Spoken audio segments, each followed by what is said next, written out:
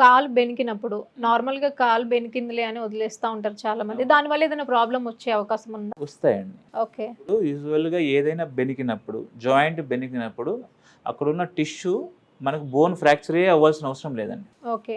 ఆ పైన మొత్తం టిష్యూ డ్యామేజ్ అయిన తర్వాతనే బోన్ డ్యామేజ్ అవుతుంది. అబ్బో. సో కాబట్టి లెగిమెంట్స్ ఉంటాయి, పైన మజిల్స్ ఉంటాయి, స్కిన్ నుంచి బోన్ వరకు మనకు టిష్యూ డ్యామేజ్ అవుతుంది. బోన్ కూడా డ్యామేజ్ అంటే ఫ్రాక్చర్ అంటామండి. సో బోన్ డ్యామేజ్ వరకు కాకుండా మిగతా టిష్యూ డ్యామేజ్ అవ్వడం వల్ల, లెగిమెంట్స్ అవన్నీ డ్యామేజ్ అవ్వడం వల్ల బెనకడం అట్లా జరుగుతుంటాయి. దీనికి మనం ఇవ్వాల్సింది ఫస్ట్ రెస్ట్ అండి. ఓకే. ప్రాపర్ ఇమ్మొబిలైజేషన్ ఇవ్వాలి. ఇమ్మొబిలైజేషన్ ఇచ్చిన తర్వాత రెస్ట్ తీసుకోవాలి. ఏముందిలే చిన్నదే నడిచేస్తాం ఏం కాదు చాలా అని మంది అనుకుంటే అలాగే అలాగే అనుకుంటారు. చేసుకుంటారండి. ఏమంటే మనం డాక్టర్ సజెస్ట్ చేస్తారు, అయినా కానీ వినరు పేషెంట్స్. సో వాడు నడిచేస్తుంటారు ఆటోమేటిక్గా. అది లేటర్ ఏజెస్లో ఇప్పుడు సపోజ్ లేడీస్లో అనుకోండి చేస్తారు, హై హీల్స్ వేయడం ఇబ్బంది అవుతుంది ఫ్యూచర్లో. ఓకే. సో ఆర్థరైటిస్ ఫామ్ అవ్వడం అవుతుంది. సో స్టిఫ్నెస్ కలిగిస్తుంది, స్వెల్లింగ్ వస్తుంది. సో మెనీ రీజన్స్ ఇట్లా అయ్యే ఛాన్సెస్ ఉంటుందండి. కాబట్టి మనం దాన్ని అవాయిడ్ చేయాలంటే ప్రాపర్గా ఇమ్మొబిలైజేషన్ చేసుకోవడం, సో ట్రీట్మెంట్ ప్రాపర్గా ఉపయోగించడం వల్ల మనం ఖచ్చితంగా నివారించవచ్చు. సరే, ఇప్పుడు ఎక్కడైనా దెబ్బ తగిలినప్పుడు కానీ కాలుకైనా చెయ్యికైనా కూడా స్వెల్లింగ్ వస్తే కంపల్సరీ ఏదో అయింది అని మనం భయపడతాము. బట్ కొంతమంది ఏమంటారు అని అంటే స్వెల్లింగే కదా, ప్రాబ్లం ఏమి ఉండదు అంటారు. బట్ దాని లోపల జరిగేది మనకు తెలీదు. సో దాన్ని ఎట్లా చూడాలి మనం? ఇప్పుడు ఏదైనా సపోజ్ దెబ్బ తగిలింది, దెబ్బ తగిలితేనే మనకు ఫస్ట్ సైన్ పెయిన్ అండి. తర్వాత వచ్చే స్వెల్లింగ్ వస్తుంది. సో తర్వాత మూమెంట్ చేయలేకపోవడం కానీ, సో మన పని కరెక్ట్గా ఇది పని చేస్తలేదో మనకు తెలుస్తుందండి పేషెంట్కి. అప్పుడు డాక్టర్ దగ్గరికి వస్తే డాక్టర్ చెక్ చేసి ఇది ఎక్స్రే తీసి చూస్తారండి. సో ఇది ఫ్రాక్చర్ అయ్యిందా, ఓకే, లేదా ఓన్లీ టిష్యూ డ్యామేజ్ అయిందా అనేది తెలుస్తుంది. సపోజ్ టిష్యూ డ్యామేజ్ అయింది, టిష్యూ డ్యామేజ్ అయినప్పుడు మీకు చెప్పినట్టుగా మనము ప్రాపర్ రెస్ట్ ఇవ్వాలి, ఐస్ ప్యాక్స్ యూస్ చేయాలి, లేదా హాట్ ప్యాక్స్ అయినా యూస్ చేసుకోవాలి, ఆయింట్మెంట్ యూస్ చేసుకోవడం కానీ రెస్ట్ తీసుకోవడం వల్ల తగ్గుతుందండి. ఇప్పుడు సపోజ్ బోన్ డ్యామేజ్ అయింది, ఓకే, బోన్ డ్యామేజ్ అనేది ఫ్రాక్చర్ ఎంతవరకు ఉంది, డిస్ప్లేస్డ్ ఫ్రాక్చరా, అన్డిస్ప్లేస్డ్ ఫ్రాక్చరా, సో దాని డెసిషన్ బట్టి మనకు సో దానికి మనం కన్జర్వేటివ్గా ట్రీట్ చేయొచ్చా, సర్జికల్గా ట్రీట్ చేయొచ్చా అని చెప్తాం. ఇంతకుముందు మీరు అడిగినట్టు బోన్ ఫ్రాక్చర్ అయితే ఏం చేస్తాము, ఓన్లీ నాన్ సర్జికల్లోనే ఎలా చేస్తామంటే, నాన్ సర్జికల్గా ట్రీట్ చేయడం అనేది ప్లాస్టర్స్ వేయడం అండి. సో ఎక్కువ అన్డిస్ప్లేస్మెంట్ ఉంటే మన ప్లాస్టర్స్తో హీల్ అవుతాయి, దాంతోపాటు ప్రాపర్గా కాల్షియం తీసుకుంటే బోన్ అనేది ఫామ్ అవుతుంది. ఇప్పుడు డిస్ప్లేస్ అయిపోయింది. సో ఒకప్పుడు ఏమంటే, ఇప్పుడు చాలామంది ఇది కూడా పెద్ద పాయింట్ ఉందండి, చాలామంది నాటుకట్లు కట్టిస్తారు. ఓకే, అవును, పట్టీలు కడతారు, అక్కడ పోయి కట్టించుకుందాం, ఆ ఊర్లో కట్టించుకుందాం, ఇక్కడ ఆయిల్ పెట్టి మసాజ్ చేస్తారు, సో ఇక్కడ ఇవి పెడతారు అనేసి ఉంటాయండి. సో వీళ్ళు ఏం చేస్తారంటే, ఒకప్పట్లో ఉండండి లేదని చెప్తలేను, ట్రీట్మెంట్ అయితే ఉండే, కానీ అది ఎలా పడితే అలా ఉండే. ఇప్పుడు బోను సపోజ్ టైట్గా ఉండాల్సిన బోను వంకరగా అతకబెట్టినారు అనుకోండి, ఆ వంకరగా అతికిన అప్పట్లో నడుస్తున్నారు. ఓకే, మీరు చూడొచ్చు, ఇప్పుడు పెద్దవాళ్ళ కాలంలో ఇప్పుడు కూడా కట్టెబెట్టుకొని నడవడము లేదా కొంటుతా నడవడం జరుగుతుంది. ప్రజెంట్ అందరూ డే టు డే లైఫ్లో ఏమవుతుందంటే, నార్మల్గా ముందు నాకు ప్రీవియస్గా ఎలా ఉందో మూమెంట్ అలా రావాలని కోరుకుంటున్నారు. ఓకే, దానివల్ల మనం సర్జరీస్ ప్రిఫర్ చేస్తున్నాం. సర్జరీస్ వల్ల ఏమవుతుందంటే బోన్ అలైన్మెంట్ కానీ, లెంత్ కానీ, సో ప్రాపర్ హీలింగ్ కానీ కరెక్ట్గా వస్తుంది, కాబట్టి మనకు మూమెంట్ కూడా కరెక్ట్గా ఉంటుందండి. లింపింగ్ అనేవి కుంటుడు కానీ, లేదంటే సో షార్ట్నింగ్ కానీ ఇవన్నీ కూడా తగ్గుతున్నాయండి. సో అందుకే మనకు ప్రాపర్గా ఇప్పుడు తీసుకెళ్తారు, బోన్ సెట్టింగ్ చేస్తారు. బోన్ సెట్టింగ్ చేసిన తర్వాత మాలిష్ చేస్తారు.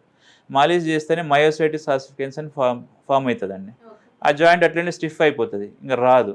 మీకు సపోజ్ ఎల్బో రీప్లేస్మెంట్ చేశాను నిన్న ఒక అతను. సో ఆయన ఏం చేస్తారు, ఫస్ట్ దెబ్బ తగిలింది, కట్టు కట్టించినాడు. ఆ కట్టు కట్టించిన తర్వాత మళ్ళీ వేరే హాస్పిటల్కి పోయినారు, ట్రీట్ చేశారు. ట్రీట్ చేసిన తర్వాత ప్లేట్ వేశారు. అయినా కూడా అది ఏమైంది, ఫస్ట్ చేసినందువల్ల ఏమైంది, మొత్తం ఖచ్చితంగా హ్యాండ్ రైట్ ఇట్లా స్టిఫ్ అయిపోయింది. ఆయన తినడానికి రావడం లేదు, అసలు డైలీ యాక్టివిటీస్లో మీకు రైట్ హ్యాండ్ మీకు రావడానికి అంటే మీకు ఈ పర్సనల్ లైఫ్ కానీ సోషల్ లైఫ్ కానీ చాలా ఇబ్బంది పడుతున్నాడు. ఇప్పుడు మనం సర్జరీ చేసాం, డే 1లోనే హీజ్ మంచిగా మూమెంట్ వచ్చింది. అంటే డే 1లోనే మనకి మంచిగా అయిపోయిందా? అవునండి, డే 1లోనే. ఇప్పుడు ఏ నీ రీప్లేస్మెంట్ చేసినా డే 1లోనే వాక్ చేపిస్తాను, హిప్ రీప్లేస్మెంట్ చేసినా డే 1లోనే వాక్ చేపిస్తాను, సో ఎల్బో రీప్లేస్మెంట్ చేసినా డే 1లోనే మూమెంట్ ఉంటుంది తినడానికి, అట్లా ఏం ఇబ్బంది. సరే, ఇప్పుడు సర్జరీలు అంటే చాలా మంది భయపడుతూ ఉంటారు. సో వాళ్ళకి సర్జరీ లేకుండా ఎలాంటి ట్రీట్మెంట్ ఇస్తారు మీరైతే?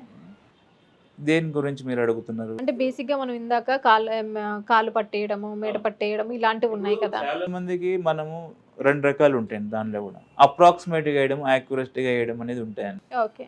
సో మనం మోస్ట్ ప్రాబబ్లీ ఇప్పుడు చిన్నపిల్లలు అయితే త్వరగా హీల్ అవుతుంది కాబట్టి మనం సియామ్ మిషన్ ఉంటుంది, అడ్వాన్స్ మిషన్స్ తీసుకున్నాం మనం. దాని ద్వారా మనం సెట్ చేసి బోన్స్ అనేది కన్జర్వేటివ్గా కూడా క్రియేట్ చేయొచ్చండి.